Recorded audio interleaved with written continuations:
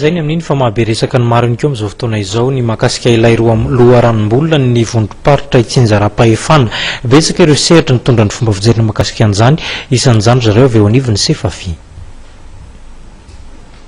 Tsy tena mitondra makany amin'ny fitsinjaram-pahefana tena izy ary ny tena demokrasia ny lalàna laharana 424 tsipika 420 momba ny loharanombola ny vondrom-paritra itsinjaram-pahefana ny fomba fanaovana ny fifidianana ary ny fandaminana sy ny fesany ary ny andraikitry ny rantsany ary ny lalàna laharana 424 tsipika 420 momba ny solon-tena mpanjakana raha fanambarana navoaka ny Sefafi ny 20 septambra lasa teo.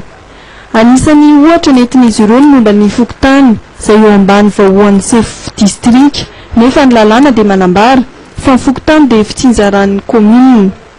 Tsy maneho miariary ny tena santany ny Sef pokotany dia manana lehibe roa fe azy ny ben'ny tanàna sy ny Sef district.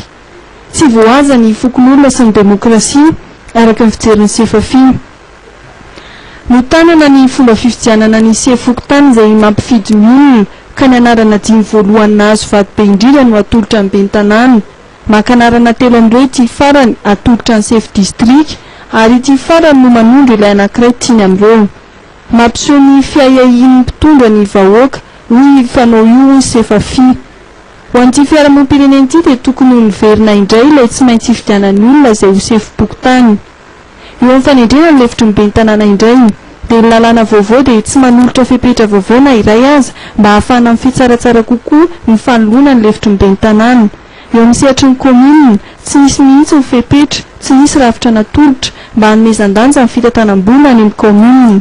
Mangarahara, fandraisana anjara, tamberina ndraikitra trano dia mijanona ho voambolana pokaty eto amintsika.